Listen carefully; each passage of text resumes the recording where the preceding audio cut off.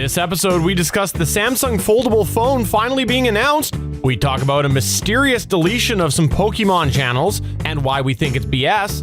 And we also look at more Xbox Switch crossover news. Plus, in another edition of Geek Wars, the tables turn for me, and I fail miserably at doing an SP News impression. This and more in this week's show. I'm Joe from PopXcast, where science fiction meets pop culture, part of the Gonna Geek Network, just like the show you're checking out now. Shows on the network are individually owned, and opinions expressed may not reflect others. Find more stunningly awesome geeky shows at GonnaGeekNetwork.com. This is the official GonnaGeek.com show. Here we're a bunch of geeks talking about geeky things. Each week we run down the latest news and happenings in the world of geek. These are your hosts for the show, Steven. But what if I'm in the mood for a T-Swift story? Chris. I've heard the X is going to give it to you. And SP. That's how we roll on Gonna Geek on Monday night. We get crazy! Gonna Geek Productions presents the official GonnaGeek.com show.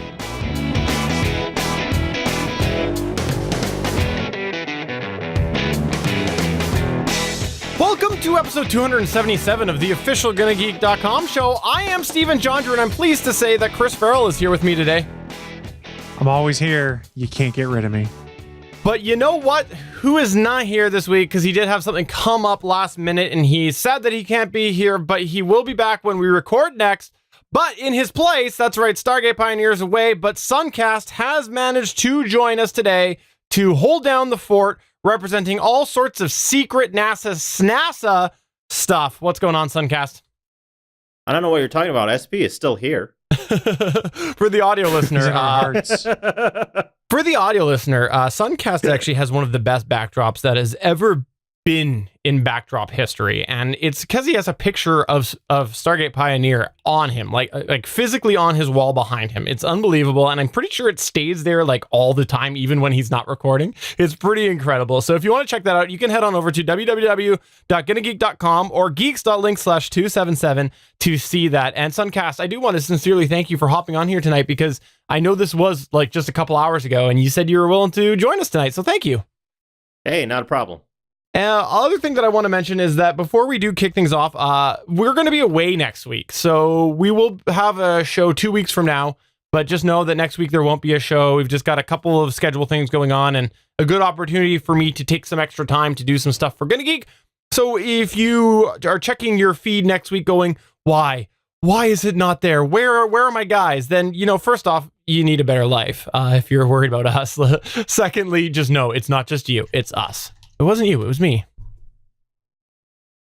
It's always you. That's true. Wow, that was in unison. But let's go ahead and move on to the news. Here we go.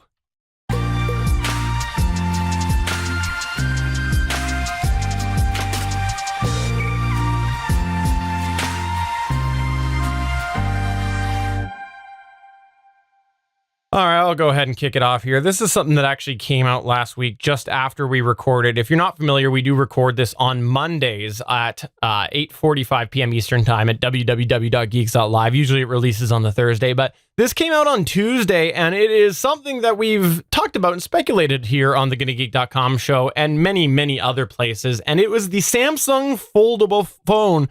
That's right, Samsung did indeed announce the foldable phone, which was first teased back in November, and this was at the company's Galaxy Unpacked event that came with some other devices, which we're not really going to talk about just because it's pretty much what was expected. But the Samsung Galaxy Fold, as it's called, is going to be a unique $1,980 phone that's going to come out on April 26th through AT&T and T-Mobile in the US. But, if you're thinking to yourself, that's a high price tag, don't worry, because you're going to get yourself a free pair of Samsung's wireless earbuds. That's right. It's their new wireless earbuds. Everybody's doing that. Everybody's doing that now.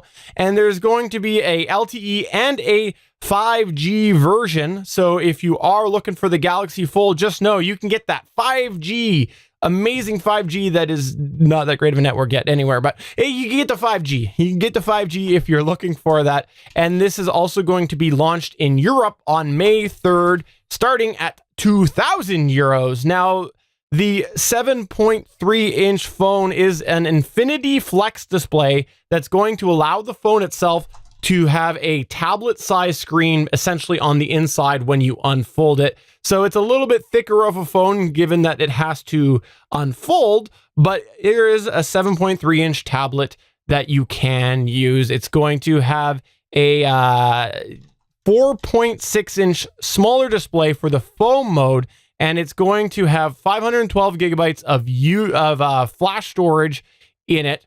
Now, it also will have 12 gigs of RAM, and the hinge itself is apparently designed so that it will fold at least 200,000 times, which if you do the math, it basically means that in 5 years, you could fold it 100 times a day. At least that's the theory.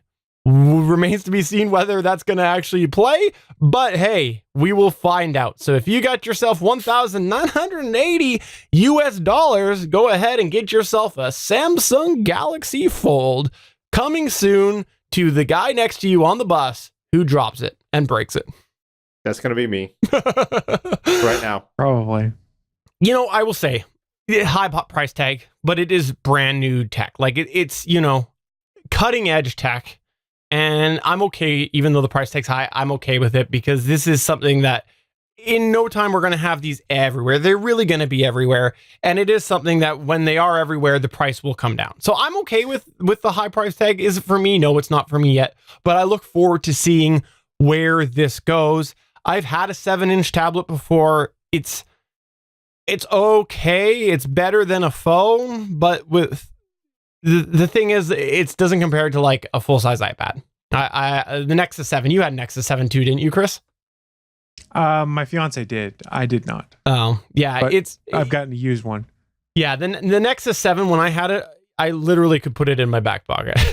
That kind of gives you an idea on the size of a phone, of a 7-inch phone, a tablet. To be honest, though, it's interesting. It's been rumored for a long time it's happening. The fact that they've started to have like these roll-up OLED TV screens and stuff that were showed at CES shows that you can get this bendable display. So it's cool to see these Gen 1 products because Samsung's got one, Huawei's got one that's actually more expensive. It's about 2,200 euros that they debuted at Mobile World Congress.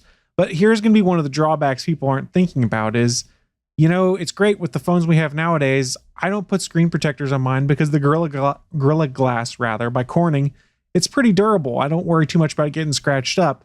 Well, there's no bendable version of Gorilla Glass yet. So all of these phones with bending displays and stuff, it's all plastic. It's hard plastic. The plastic is a lot softer than Gorilla Glass. So you're going to have to worry about scratching up your display. It's not as bad with the Galaxy Fold because the screen folds inward. But what's interesting is the new Huawei foldable one is that the screen is curved around the outside. So you just unfold it and look at it and you have one screen that way. So it'll be interesting to see where they go with it. What's really going to tell whether this works or not is how well the software works. And that was where I think Samsung was saying the right things during their presentation at their Samsung event, that they've been working directly with Google in regards to how Android Pie works and how they are natively going to support foldable displays in Pie and have been making use of common libraries and things like that Google has developed. So it's not like this is a tacked on weird Samsung feature. Yes, they'll have their Samsung experience stamped on things, but they're making use of things that are built into Android as it is now. And that, I think, is the key thing. Getting to see how this works on when you actually hold it in your hands and if it's smooth and seamless, that's going to be when people go, ooh, I kind of like that. And the Samsung demos and the folks that were on the floor playing with the Fold seem to indicate that it was pretty smooth. You pull up something on Google Maps and you open up your phone and boom, it automatically transitions to full screen. And they've got stuff baked in there automatically so you have, for lack of a better term, a tri-screen feature where you predominantly feature like one thing on the left side of the phone and then you split the other quadrant up into two screens and you can view three things at a time. So it's interesting in regards to that. Now with the price tag, like Steven said, it's Gen 1 tech. Let's be honest. Most of the people that are going to be buying this aren't going to be Joe average consumer tech guy on the street. It's going to be the guy that goes, oh, I buy a new phone every 2 months when the coolest thing ever comes out. That's what I want to play with. So This is going to go more to devs who are trying to get ahead of the schedule so that they can have their apps ready for when these displays come out, and for people that are just tech enthusiasts. And when you look at it that way, $2,000, not a terrible price as an early adopter. We've seen worse prices. It definitely makes me look at it and go, oh, I don't think so. But I'm sure there's plenty of other people that will buy this. And I'm curious to see how it works out. I, for one, cannot wait until I can walk into my Best Buy or the AT&T store in the mall and go play with the Samsung Galaxy Fold for a little bit just to see it for myself, because it's an oddity and it's really interesting. Yeah, I totally agree. And I think that the people that we're going to see is the ones that they've got money to spare and they're tech enthusiasts. They want to give it a try. They work in professional tech businesses. You know, people like Sunkast. I was thinking of like Andrew Zarian. You know what? I'll bet Andrew could score a demo one. I'll bet he could. You make him do that and then invite him on the show for us, because, you know, I don't think he does any other tech shows. I can't think of a single other tech show that he does. So we should probably give him an avenue. Yeah. No, yeah. So here's my take on this whole thing is that there's a lot of people out there that are poo-pooing the fact that this is a Gen 1 device and that, oh, it's not ready for mainstream. That's nowhere near what people actually need from a device. It's a Gen 1 device. All right, let's think about this realistically. When the first iPhone came out, that thing was a terrible device. It didn't do a whole lot of things that phones of the era could actually do. Yes, it was the first touchscreen device that was mainstream, but it lacked a lot of features. That's true. If you actually compare it to something like that, well then, yeah, I think if you look at where Gen 1 Foldable is right now for Samsung and where the iPhone is today, well then you have that 10 years of time frame to actually build up and actually perfect a product like this. Yeah, no, that's a fair point. And I do want to say that I think that we are going to see this rapidly change. You know, I've expressed on here before, I'm not super into the whole foldable phone idea, but I do think we're going to see enough of a market that it's going to quickly develop. I do really think that that's going to happen.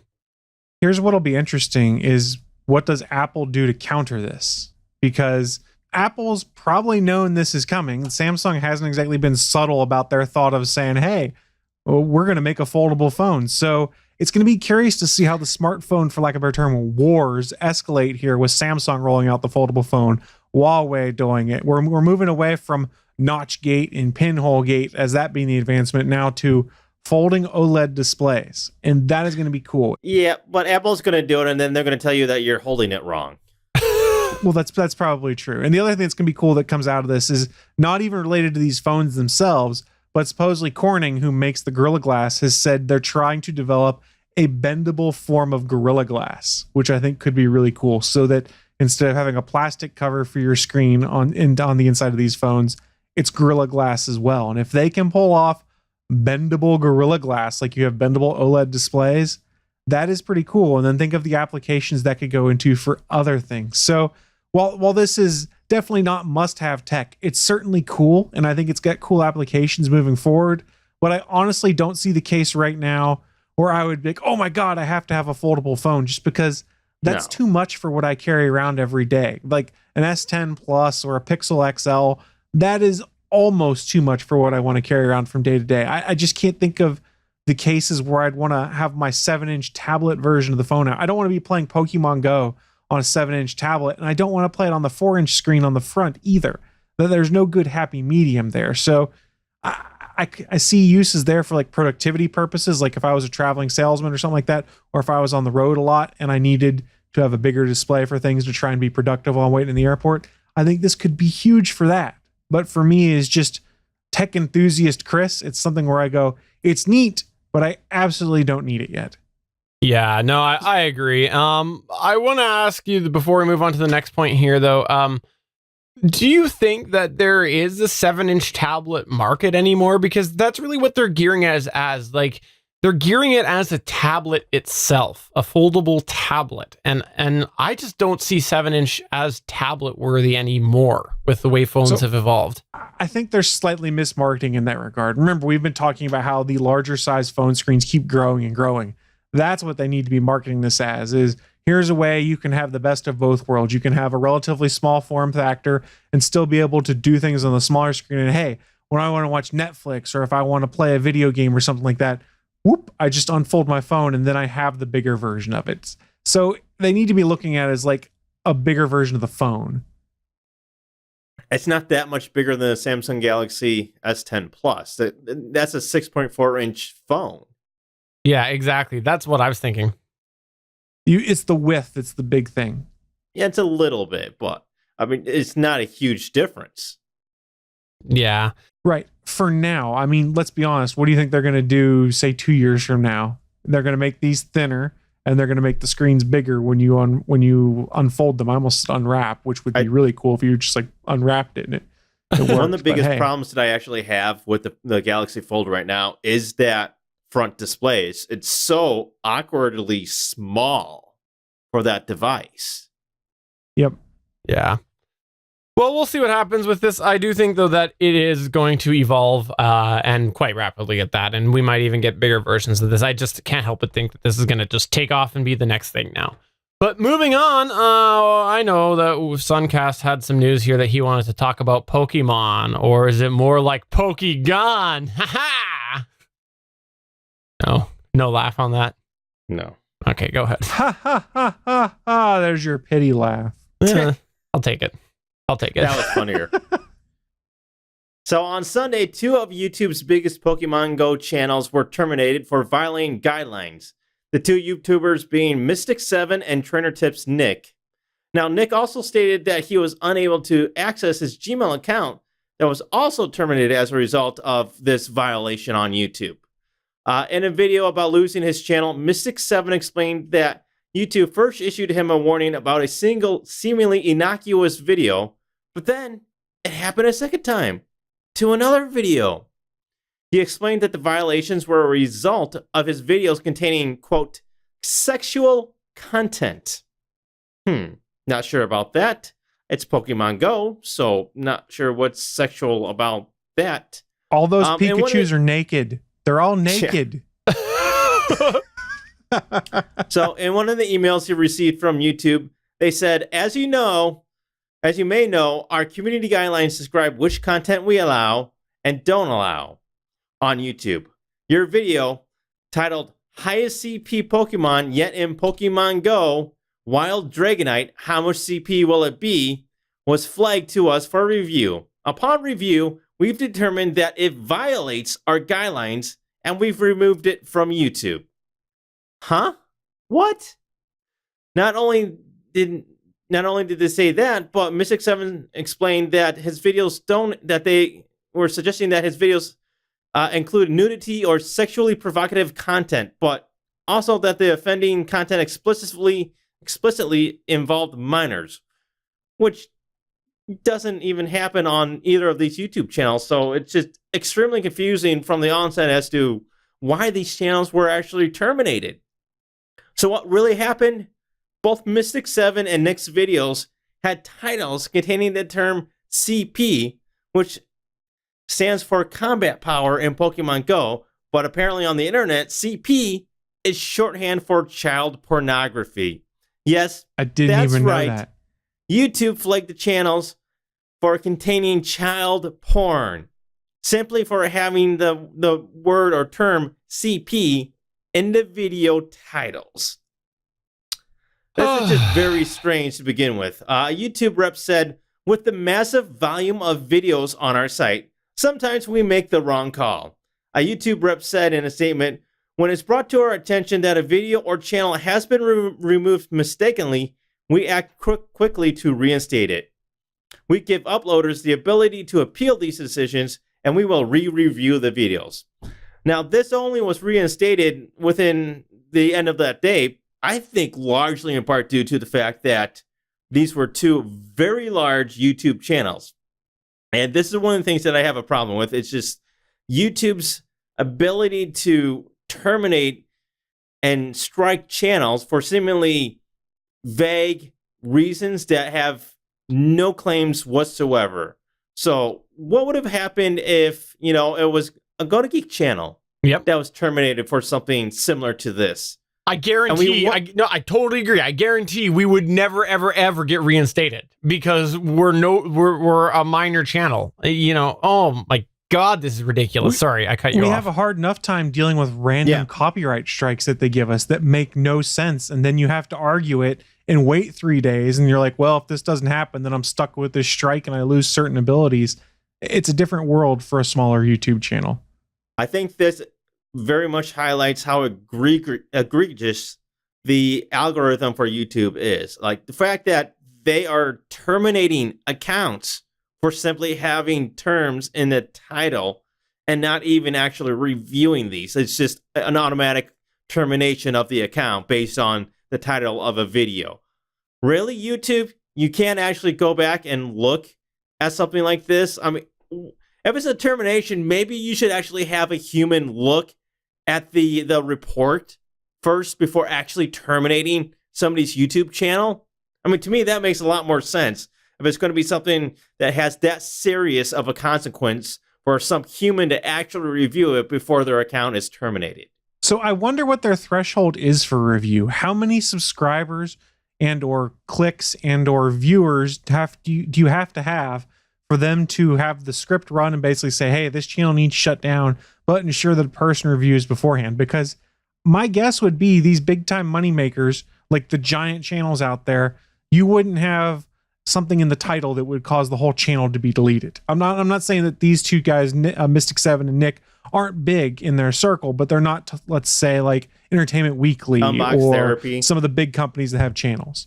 Yeah, no, exactly. Totally. And here's the thing, the thing that's ridiculous to me is the term. It's CP, right? Like, I played Pokemon Go for the first few months when we talked about it years ago, right? And that's my only real experience with it.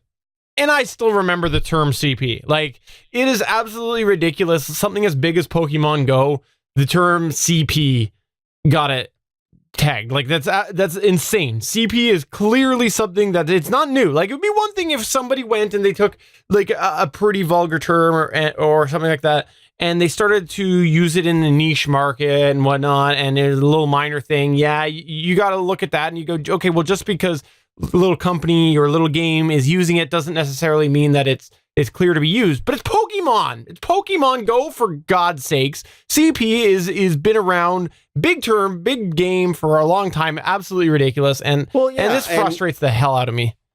But think about this. Mystic 7 received several strikes to his account based on this algorithm that on videos that had absolutely no basis to be flagged and reported. There was nothing that violated their guidelines other than their algorithm saying, oh, well, you have CP in the title, so we're issuing you a strike for this video because we think, based on our algorithm, that it's probably child porn or some crap like that. Well, part of the problem is how people weaponize the reporting tools on YouTube now. And there's another instance this has come up. Have you guys heard about the controversy around the Verge's Let's Build a Gaming PC reaction videos and stuff like that? So there's a channel out there called Bitwit, and the guy's name that runs it, I believe, is Kyle. And he did a reaction to the Verge's Let's Build a Gaming PC video, which was hot garbage. So bad, in fact, that the Verge has taken the original video down because people went in and watched and were like, what the hell are you picking these parts for? Your instructions don't make sense. So he did a reaction video to it where he, much like the rest of tech YouTube, kind of made fun of it and went, what the hell are they talking about here? And the same day that on The Verge, they published an article about how takedown notices on YouTube are being weaponized by companies and not being used fairly, they issued a takedown notice in which gave a strike to the Bitwit channel for his reaction video to The Verge builds a video game PC, a gaming PC. Yeah. So that's the other trade-off is you've got these bigger channels out there or these bigger companies that have got the big stick with YouTube and can be like, hey, these people are making fun of our video and we don't like it. Because let's be honest, it's probably fair use if you're doing a reaction video, because there's tons of other reaction videos on there that haven't been taken down where the video plays in one part and you're giving commentary while it goes on. They went after this one guy who was pretty scathing in his reaction to it, let's be fair, and they issued him a strike. And they issued a takedown notice, which then gave him a strike. And he had no recourse at that point in time. He goes, what am I supposed to do here? He goes, if I try and appeal this, then I potentially get another strike, and I can't afford to lose my YouTube channel because that's my livelihood. So we've got two problems there, where the auto sensors and the auto filters are probably set up incorrectly. And if you don't meet a certain threshold, YouTube won't look at it. And the other side is, if you're big enough, you can basically bully everyone else on YouTube because you'll get preferential treatment, it seems like. And I haven't looked in the last week to see if there's been any additional resolution, but as of last week, the strike stood. Yeah. And there was nothing he could do about it besides demonetize that video. I heard they retracted nothing else came of it. I heard they retracted it. It went with the backlash. So. Yeah, no, I think that they went and they said, okay, we reassessed this. I think it was the CEO or whatever came out and said that. But see, by the time they actually did that, half of what he was doing in the video was no longer relevant. Absolutely. Totally agree. And, you know, the thing is, though, we have a lot of content creators that do check out the Gonna Geek network. And so if you do want to hear about all of the problems or some of the challenges that come with YouTube, Better Podcasting episode 168 just did this. We just talked about a lot of this stuff. So check that out at betterpodcasting.com/168 if you want to hear more, because this is the tip of the iceberg for the YouTube insanity that comes with running a channel there. Fair use is dead. Yeah, and the limited amount of information you get when you're a YouTube creator. So it's why you have a lot of these YouTube creators now who are trying to find that viable other place to put content. Because let's be honest, if you're looking for a place to do long form video, YouTube is the default that people go to. And half jokingly, people are like, hey, Pornhub, come save us, because say what you want, they've got ridiculous infrastructure to host videos and long form content. So if they made a safe for work version of Pornhub that's obviously not called Pornhub, using that, they could stand something up potentially. So I kind of understand the frustration some of these folks have, because it's totally at someone's whims as to whether their channel gets dinged. It's not at someone's whims. It's at YouTube's whims. That's true. Yes.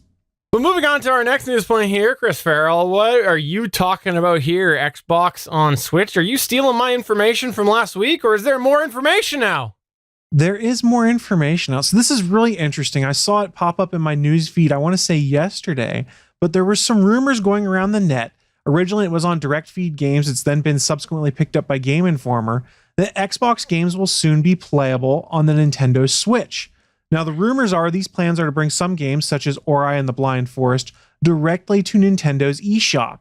The next rumor that's coming out of this is that Microsoft is going to put out a Game Pass application for the Nintendo Switch. So for those that aren't familiar, what Game Pass is right now on the Xbox One, it's like a Netflix of video games. You pay $10 a month, you get access to a back catalog of, I want to say, a little over 250 different video games for the original Xbox, the Xbox 360, and the Xbox One, and you can play as little or as much as you want while your subscription runs. It's kind of a cool service, especially if you haven't played a bunch of those older games. Where it gets interesting here for the Switch is if this comes out, a Game Pass app, they would then make use of their Project X Cloud streaming technology to make it so that you could then play Gears of War and Halo on the Nintendo hardware, meaning they use Project X Cloud to do all the heavy lifting and the rendering on the cloud, and then using your internet connection, push all of that down to your Switch, meaning the Switch isn't trying to render those graphics. It's not trying to process and do things. It's just streaming content from the web. So it might sound shocking at first talking about this, but if we do get that, it's kind of part of an ambitious strategy that Phil Spencer, the head of Xbox, has been talking about for a while. They've been hell-bent on transitioning and expanding the idea of Xbox from a console to a platform, meaning you've got all sorts of avenues to play things. So if you haven't paid attention, in recent years, Microsoft has launched a number of services and initiatives that basically move Xbox games beyond the console. There's a Windows 10 Xbox app that allows Xbox One owners to stream their games from their console to their PC. So in my case, in my house, before we had company over, they were watching a movie on the big screen TV, and I was like, man, I really want to play GTA 5.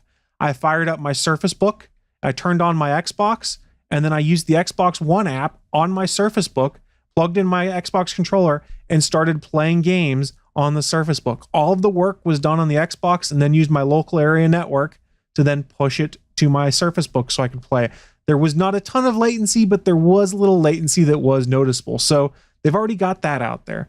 In regards to PC, they've pushed out what they call their Xbox Play Anywhere initiative, meaning if you buy a game that's tagged like this, such as Gears of War 4, Halo Wars 2, it'll play on an Xbox, it'll play on a PC, you buy it on one, you can play it on any of them. a pretty cool service. So they've kind of started pushing all of these things together. What's most interesting about these things like Game Pass and xCloud and things like that is their potential to merge them all together and try and become something even more ambitious. Like I said, Game Pass is a Netflix-like service that allows you to download games on your Xbox One and play them as much as you want. But if you combine that with Project xCloud, subscribers could play the Game Pass catalog on anything that has a strong internet connection.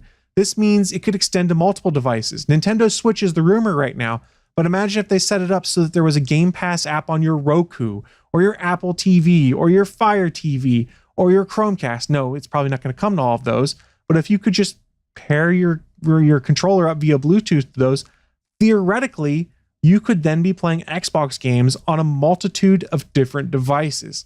It's a really interesting thought process. It's really something that we've seen explored before. There's been other services like Gaikai that Sony bought that does things like cloud rendering of games.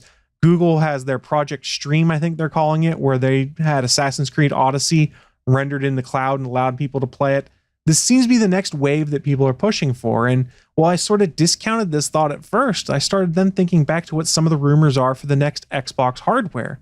And remember, I think I talked about on this show probably 6-8 months ago, there was a rumor there's going to be two different kinds of consoles coming out.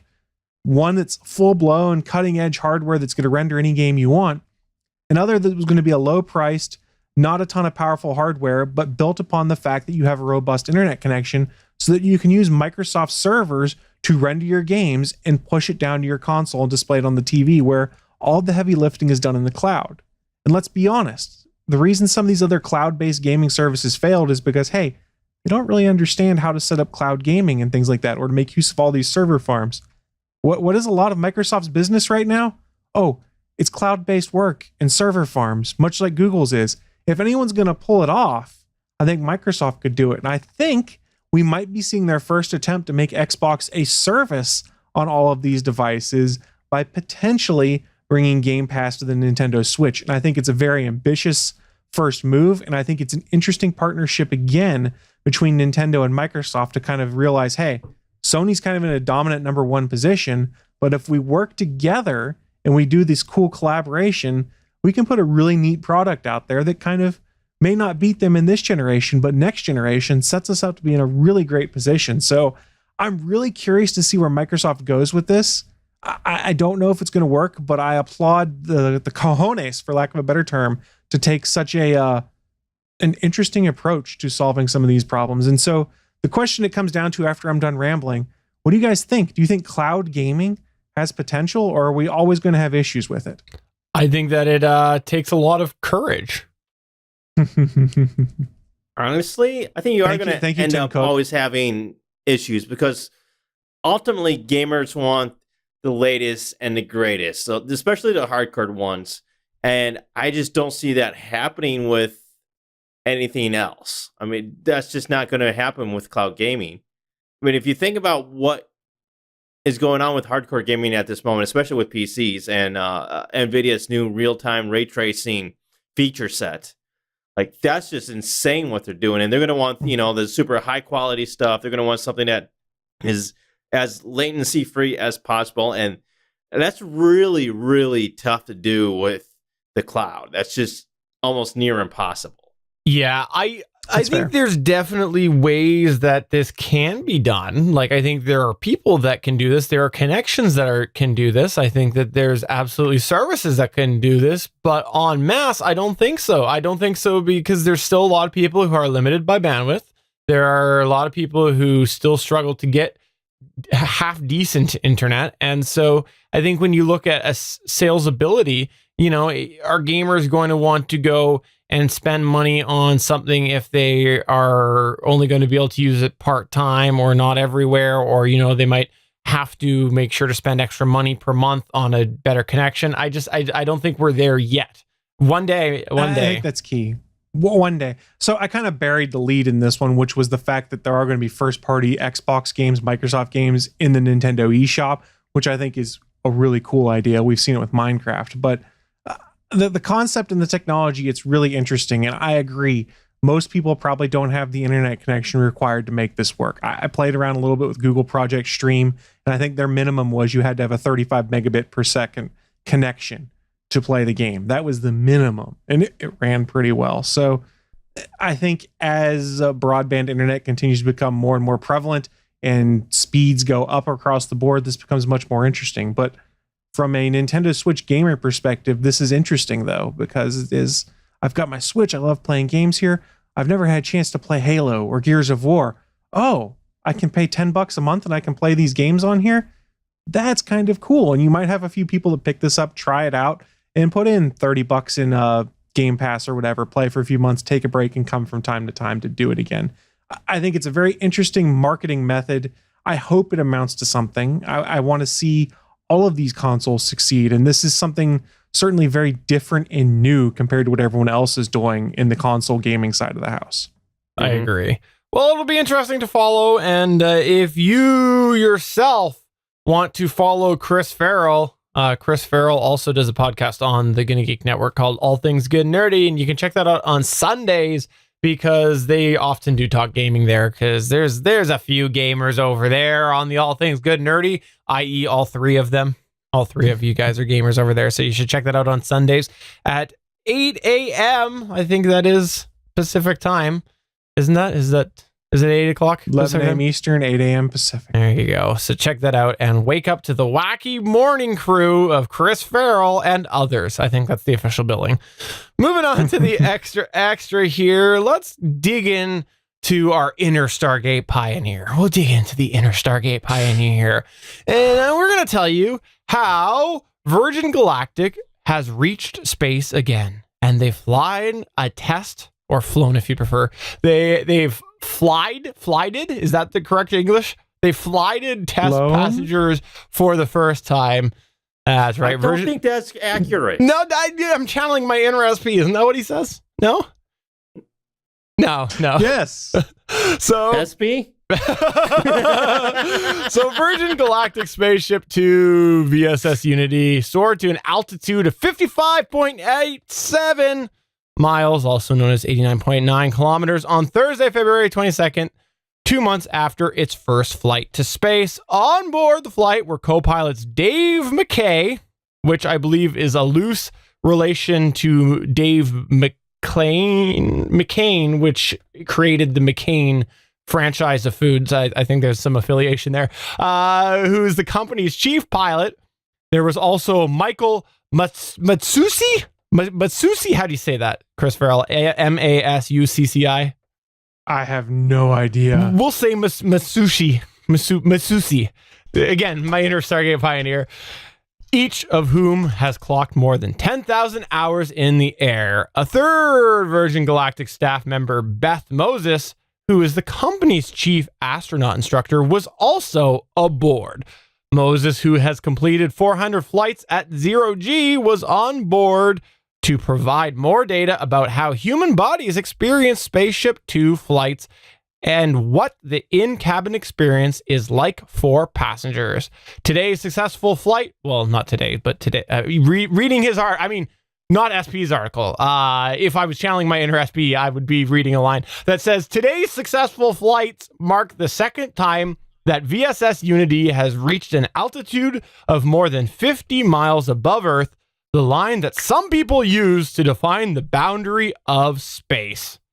It's worth noting that others stick with the more stringent 62-mile, also known as 100-kilometer marker. Anyways, there you go. That's your latest happening out of the Virgin Galactic Spaceship 2. If I was channeling my inner SP, of course, which would actually not have had this at all, because a few episodes ago, I believe SP said that we would never ever talk virgins on here again.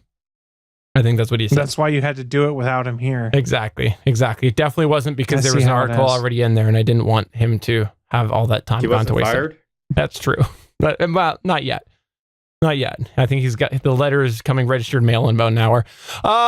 Moving Canadian Post. That makes sense. Moving on to the next extra point here. Chris Farrell, what's going on out of the world of Anthem? So for those that aren't aware, Electronic Arts just dropped a new looter shooter game called Anthem this week. It's by BioWare, a company that I really like. They're the makers of Mass Effect, of Dragon Age Inquisition, Knights of the Old Republic. some old school RPGs that I really love. I've played a ton of time on them. If you've probably heard me on this podcast, on the ATGN show, gushing about Mass Effect 1 through 3, some of my favorite games of all time. Well, Mass Effect Andromeda came out about 2 years ago. It was not considered a success, I might be the best way to put it out there. It was a glitchy game. The story did not appeal to a lot of fans, but it did sell okay, not as big as they had hoped. Well, let's move forward 2 years later, almost to the day. Anthem, the new game, has released, and Eurogamer has a really interesting article saying that Anthem did top the UK box game sale chart during its first week of release, but half the physical sales compared to Mass Effect Andromeda.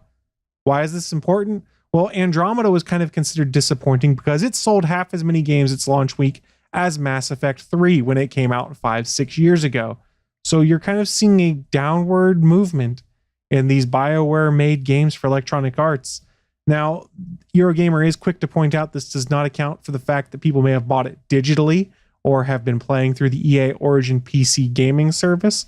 We have seen a lot of people moving towards that, but regardless, it's a disturbing trend that Anthem not selling quite as well as they wanted, and I'm kind of going, I'm bummed out. I tried the Anthem demo, wasn't really a fan. Most looter shooters aren't my jam unless they're Borderlands, to be honest, but I really wanted the game to do well so that there'd be more Dragon Age and Mass Effect games. So I hope that this game kind of picks up, gets a little bit better, and more people start playing it and buying it so that I can get more of the games that I love from BioWare. But regardless, it's an interesting transition, and the real question is, did the game not hit the mark, which a lot of people are saying, or is the market just too saturated with looter shooters and online games already that people are like, yeah, I don't have time to pick up another online-only co-op game?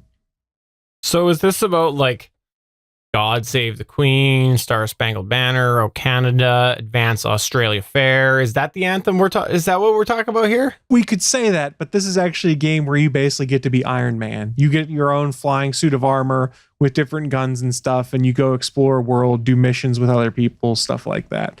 And then you sing God Save the Queen as you finish the mission. Perfect. Story checks out. Exactly. And that makes sense why it's not doing so well. Finally, in our extra here, before we move on to some fun Geek Wars, that's a bit of a twist on the usual format. Last week, it was reported that there was going to be possibly Android coming soon to the Nintendo Switch, third party, of course. At the time, it looked like Android was only able to get to the startup screen onto the Switch, but in the last week, there has been a breakthrough by the Android developer Max Keller, who was able to boot to the Android open source project, also known as AOSP, on the Nintendo Switch. Now, it's worth noting that when this was done, Android runs very, very laggy. And because of the whole Switch relying on CPU-based graphics rather than GPU drivers, it couldn't really operate the system properly yet. It means that there was no games that were able to work. But Bluetooth and Wi-Fi did work without issues, which was quite a step forward compared to some of the rumors that we were hearing in recent weeks. So it's kind of neat to see people working towards getting Android on the Switch. Why? I don't know, but I just think it's kind of neat. It's because why not? It's one of those things hackers are just like, hey, can we do it? Well, let's find out. And that's just how it goes. It's fun. We should turn it over to our resident Android user, Sunkast, here to tell us all about it, what his thoughts are.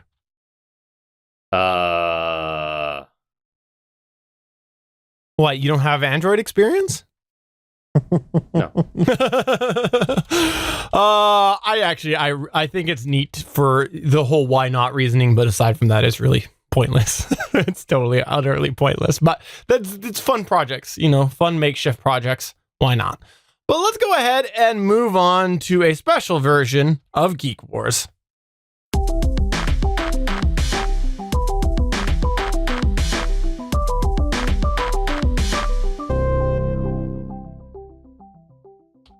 For years, people have said, Steven, I hate your face. And I hate you too. You like that opening? For years, people have said this, and they said, we don't understand why you don't suffer more. In fact, every time you speak, I grab my phone and pretend to strangle you. I just want to see you suffer. So today, we are pleased to accommodate those of you who want to see me suffer. Because usually if you've heard in the past with Geek Wars, it's a little fun game that we do here from time to time on the Gonna Geek Show. Usually what happens is I dig up a series of questions that are geeky, and I ask these questions to the other hosts, which we call contestants, and eventually we end up with a winner, possibly a tie. Well, today, the tables have turned, and Chris Farrell has prepared a special version of Geek Wars. Now, we're going to, I think, ring in this edition, right? First one to ring You'll in. say your name to be the first person in, Okay. or whatever you want your call-in to be. Okay. And then what happens is that person gets to guess. And then I think this other person will get to guess if that person gets it wrong. Is that the way you want to play That this? is correct. Okay. That is how we are going to do it. Okay. And my understanding, Chris Farrell, is that this could only be done with Sunkast and I, and that Stargate Pioneer would have gotten a whopping 0. Is that right? This was done on purpose because Stargate Pioneer would not be able to participate because we've heard about his 3-year rule for television shows. Unless it's had 3 successful years, he doesn't want to watch it. So what we are going to do today is Geek Wars trivia on a show that all 3 of us have watched and talked about. We all really loved season 1. Manifest! There's mixed feelings on season 2. This is the Orville edition of Geek Wars. That's right. I'm doing it. SP's not here, and it's good because he'd probably hear all these things like, why the hell do I care about this? So is this, do we need to have a spoiler warning right now? Like, is any of this from season 2? Everything should be spoiler free. You have no worries here. And I wish I had hooked up my other mic so I could freehand it like Bob Barker during this, but I did not do it. I could sit here and hold it, but that would just... The price is wrong. And that's infringing on Willie's gimmick. So I shouldn't. We'll just call him Gimmick. I'm fine with that. We'll just call him Gimmick from now on. We'll just do that. All So right. I have 10 questions here, but there are bonus points available for some. So guys, are you ready for Geek Wars, the Orville edition? All right. I feel like we need a fun intro or something. Geek I feel Wars. like I'm still gonna suck at this. I think I will too. I watched the show. I was like, oh, it's a fun ride. Didn't remember any of it.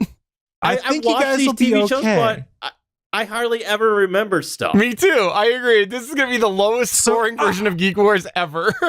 I'm not going like episode specific. Who's the character that did such and such? It's more like trivia about the show and tie-in things to the show. You'll see as we go. Okay. The first one, we found out in January that these 2 actors on the Orville just got engaged. Name the 2 actors or their characters. Bonus points if you can do both. Wow.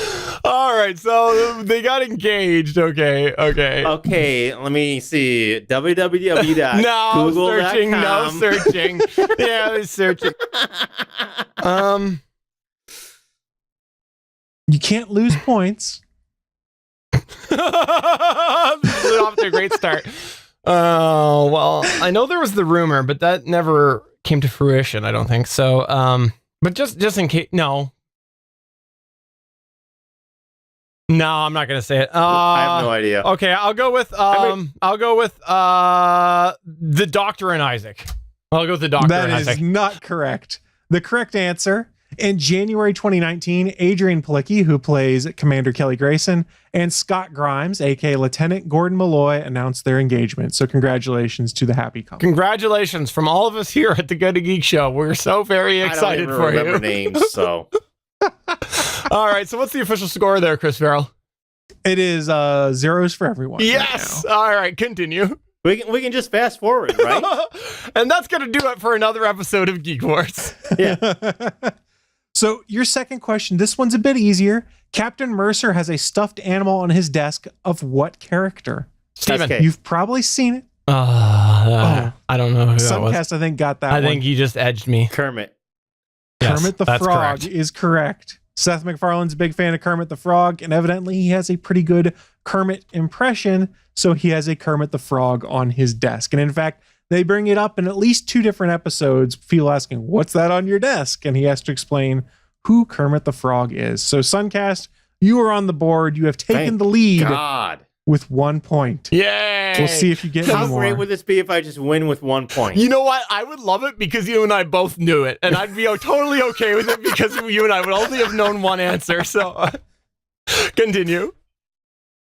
So the next question I have for you, if you watch Star Trek, Majel Barrett Roddenberry is the voice of the computer in all of the different iterations of Star Trek. Who is the voice of the computer on the Orville? And bonus points if you can figure out their relation to Seth MacFarlane. Wow. Really? I've looked this up before, but I can't remember. I don't even remember if it's a guy or a girl. Well, do you want a hint? I'll give you guys a hint. So, it is a female voice. yeah, let me take a guess here. Okay, go ahead. Go ahead, Sunkast. I don't know her name, but it isn't the woman that's married to Seth. You are close, but no. It is, Dang in it. fact, his sister that is the voice. It is Rachel McFarlane, who plays Haley on American That's it. Dad, is also the voice of the computer on the Orville. I had no idea. You were close. No idea. For the record, even though I had no idea, I didn't get a chance to buzz in. I'll just go ahead and say that I would have got that, even though I didn't know. Get it. I know Yeah, already. sure. All right, so continue. All right, so 1-0. 1-0. This question number 4. There are 2 characters I'm looking for. Each person's name is worth 1 point, so you have the potential to get 2 points here. These 2 actors co-starred with Seth MacFarlane in A Million Ways to Die in the West, and then were guest stars in The Orville in season 1. Who are they? Season 1 guest stars. Oh, wow. You do realize that season 1 aired over a year ago, right? Forever ago. I have not watched these episodes in over a year. That's the fun. Now Steven gets to feel the pain of when these questions come up and you go, the hell did he get this from? All right, so you're giving us 2. So there's 2 guest stars. Do you want a hint? Sure. Why not? One of them is a man who had a featured role in a movie where he threatens someone on a phone because he has a very specific set of skills. Steven. Steven. Liam Neeson? You are correct. Yeah. Liam Neeson is correct. Wow. Liam Neeson was in season 1? Liam Neeson was in the finale of season 1, if I recall correctly, or somewhere near the end of it. Wow. Okay. The other one, I'll give you guys another hint. The other one is an Academy Award-winning actress. She was also in a movie called Aeon Flux as the main character. Let's go geeky here. Oh, Charlize Theron? You got to buzz in. Steven. That's gay. No, go ahead. Go ahead, say it. Sunkast, you were Charlize right. Theron? It's Charlize Theron. Wow. You are correct. Wow. That's incredible. I don't. That was not a great movie either. I don't remember Liam No, it Neeson. was not. Interesting. All right, continue. All right. So we all know the Orville is an homage to Star Trek. By the way, the And score if is you go 2-1. and By look- the way, it's 2-1. The score is 2-1. If you Well, it go and wasn't look, an homage only to Star one Trek. regular cast member on the Orville, i.e. not a guest star, has had a recurring role in Star Trek. Who is it?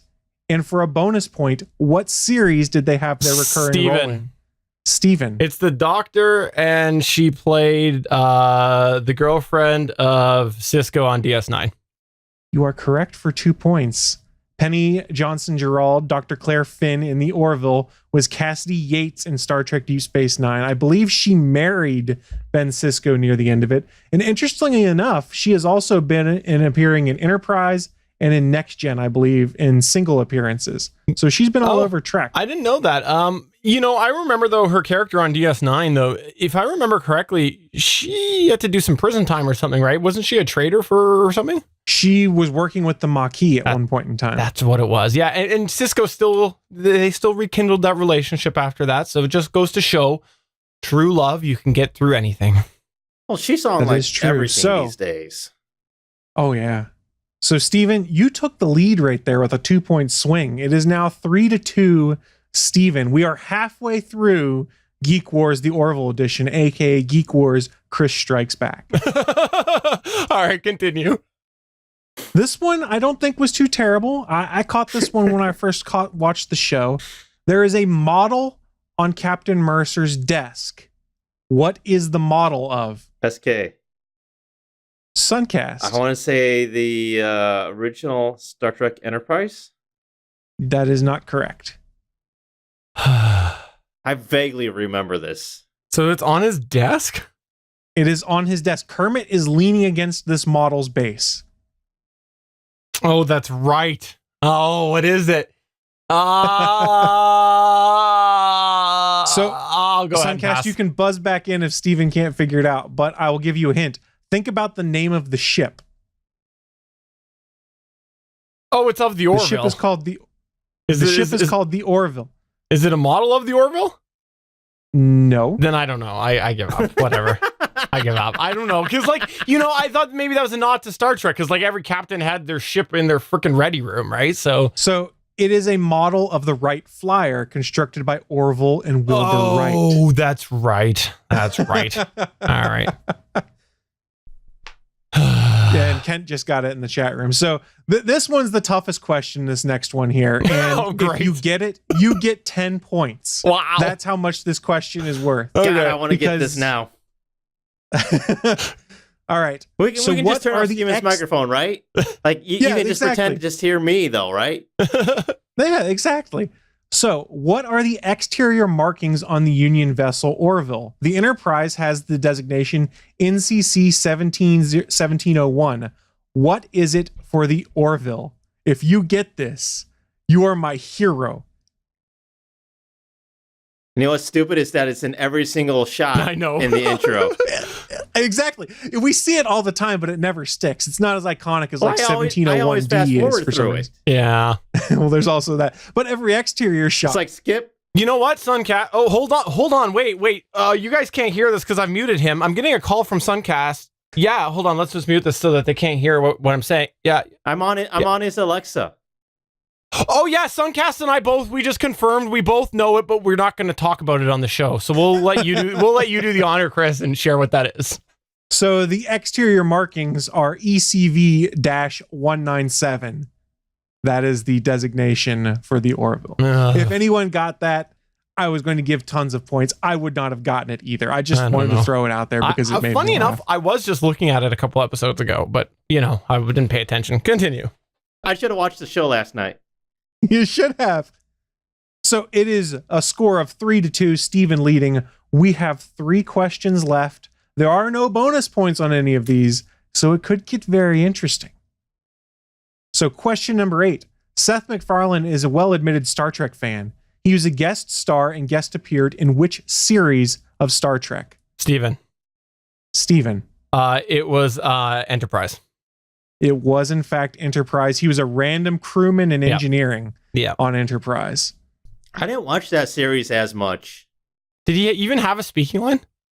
He did not have a speaking line. He was literally just behind Trip Tucker's shoulder, standing there with another crewman. Yeah.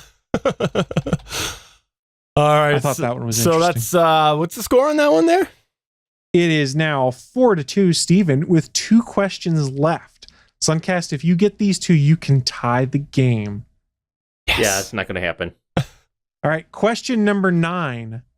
Yaphet is voiced by which former Steven. SNL Okay. cast member? Steven's got that one. Norm Macdonald. Norm Macdonald is in fact correct. And just to make things interesting, it is 5-2, Steven. I'm going to make this last question worth 3 points. Oh, thank you. Thank you so much. So that he can obliterate me even more? Sunkast, Thanks. I think you can get this one. For the audio listener, Sunkast has walked away. He has walked away, which means that over his shoulder, Stargate Pioneer will be playing. So go ahead and chime Go in. ahead, SP. Yeah, SP's got this.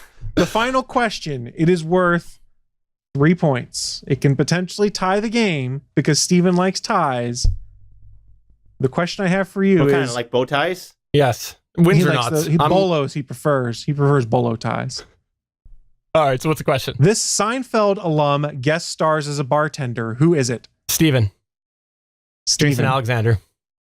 You are correct. Jason Alexander is the bartender that we met in the season 1. He was at the end of season 1, also the beginning of season 2. Yes. He was in full makeup, and I did not realize it until I heard his voice. I was like, holy crap, That's Jason Alexander. There's also another Seinfeld tie-in there with season 2 as there is, I'll save the details, but there's a character that comes in for a couple episodes and it's Putty.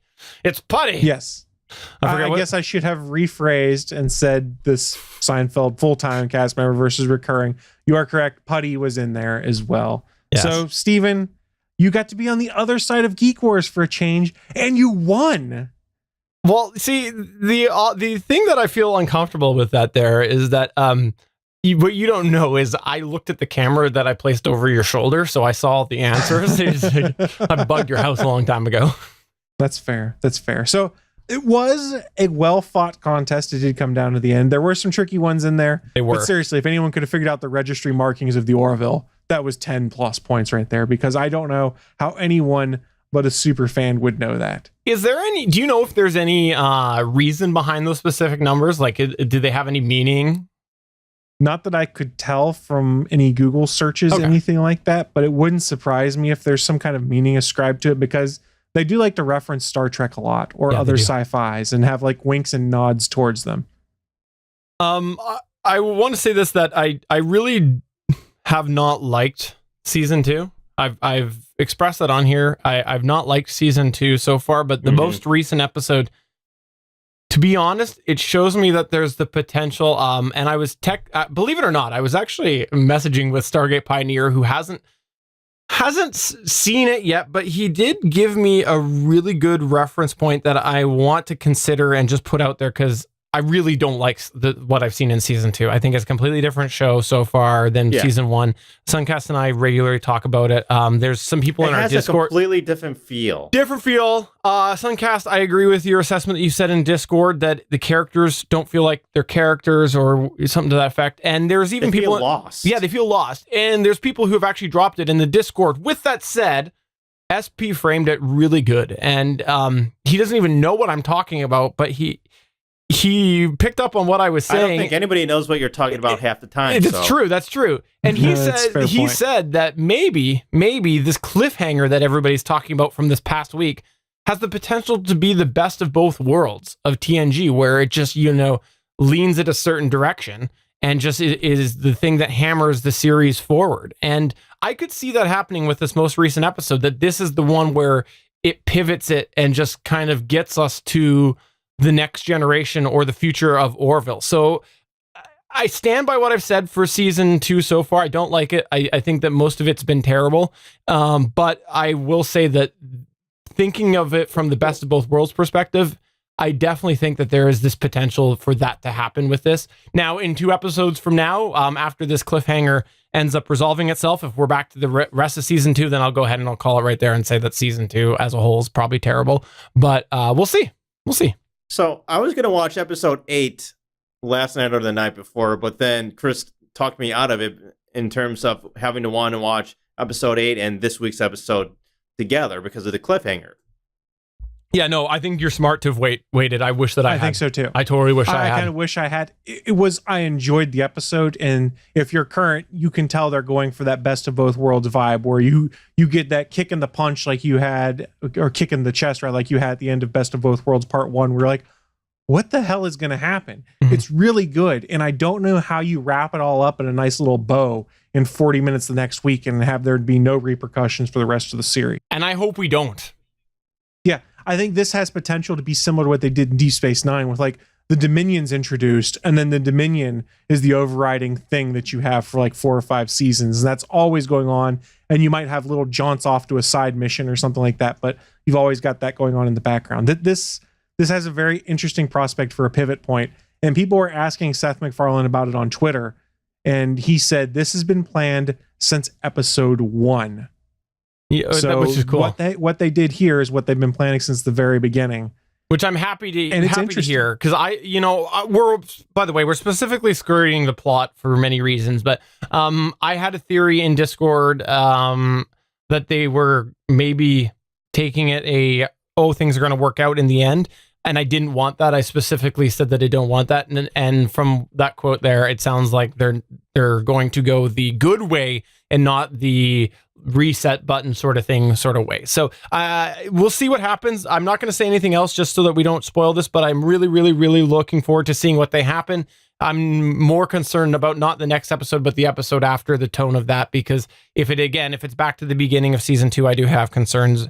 And unfortunately, the relationships and whatnot that happen, so many relationship episodes in the first half of season 2, I think that it does take away from some good writing of this most recent episode, because it banks a little bit on relationships, but unfortunately it was played so much in the beginning of season 2, it kind of took the emotion out of it for me. But I think once we've let some time pass and we look back at this episode, depending on where it goes, I think that it's going to be a really well-written episode with that relationship stuff. So just warning you now, if you were like me and you didn't like the relationship stuff, you might find the first a little bit off-putting, but it's necessary for the story. So we'll leave it at that. Now, see, this is what confuses me, because in like season 1, yes, there was the relationship stuff, but it wasn't to the extent that it is with season 2. Yeah. I think what they're doing here is they're taking a lot of inspiration from Next Gen. And if you look at Next Gen, especially season 2 and early season 3, there was a lot more focus on like these character-centric episodes where it was all about the relationships between characters and things like that. And we've all said the Orville's an homage to Next Gen. It seems like that's where they were going with that. Now we'll see how they pivot after the episode 8, episode 9 stuff. Like I said, I think it has a ton of potential. I haven't been as critical of Orville season 2 as you guys have been. I've just kind of leaned back and enjoyed the ride. I've been having fun with it. So I'm really curious to see where they go. So, part of why I wanted to do this trivia was just because it was an excuse to talk about it and see what the buzz was that everyone had. I think what it kind of comes down to me is that we all loved season 1 and the way that it ended. And it was just like, wow, this is an awesome show. And this is what we want from a Star Trek type of show. At least in large part, at least especially for those of us that aren't big into Discovery. But then to have waited an entire year for the second season, and then this is what they've done for the second season, which is so drastically different and, in my opinion, very disappointing from what we had in that first season. That really, we haven't seen what we had with that first season in the second season. Mm-hmm. So to me, that's why I'm very disappointed. Well, and I want to say this, that like I think that there is a really good balance if you were a little bit more into the modern sci-fi take, because modern sci-fi is very different than classic sci-fi. And the balance being between Discovery, which really did try to go very, very, very modern sci-fi. And for a lot of people who like the old school sci-fi, it doesn't gel so well. Balancing it with the Orville, which was very, to be honest, borderline unoriginal with how much of a nod it was to TNG, but it was a really good balance if you were somebody who liked the big broad scope like myself. And now both of them have made changes where they're kind of more in the middle. And to be honest, the Orville doesn't do relationships that well when they do these relationship episodes. And that's probably because we didn't get too in depth with it in season 1. In any case, I'm still waiting to see what happens for the rest of the season. This most recent episode has definitely made me pause a little bit on the overall criticism of season 2 and, give me a little bit more hope. But we'll see in a couple of weeks. So on that note, I want to thank Sunkast for coming on here today. Sunkast, I do really, really, really appreciate that. Again, I know this was super short notice. It was amazing having you on there and on here today. And Chris, thank you so much for preparing those questions as well. I know you also had to pull those together pretty quickly as well. So thanks to both of you.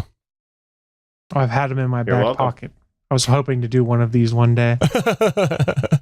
And Sunkast, for those people who are not familiar with you, where can they find you? Check me out on Twitter at Sunkast. That's Sunkast. Also, check out GFQ Network. That's where I produce a lot of TV shows and podcasts and stuff like this. Check out gfqnetwork.com. We've got What the Tech on there. Matt Men, if you like What Wrestling.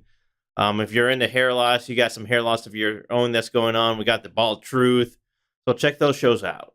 And what about if I am craving candy? What if I'm craving candy? Where can I find you? No? Can't find YouTube. Can't find you in the park? You got lollies? You don't have lollies? You stopped the lollies? Nope, don't have those anymore.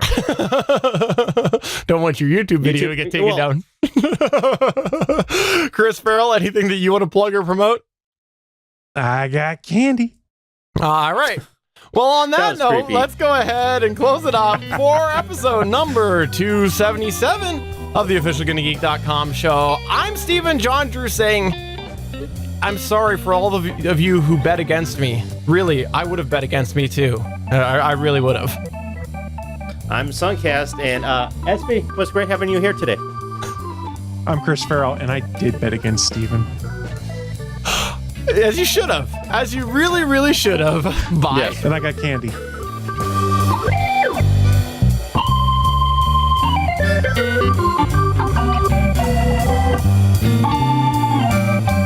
Thanks for checking out another episode of the official GonnaGeek.com show. If you like the show, please give us a 5-star review in Apple Podcasts or a thumbs up on YouTube. You can always join us for our live recording sessions, which stream Mondays at 8:45 p.m. Eastern at www.geeks.live. And remember, you can find our full back catalog at GonnaGeek.com/show. If you're itching for more geeky content, check out other shows on GonnaGeekNetwork.com. Voice work was by Emily Prokop of the Story Behind podcast. That's it for this episode. We hope to see you back again next week.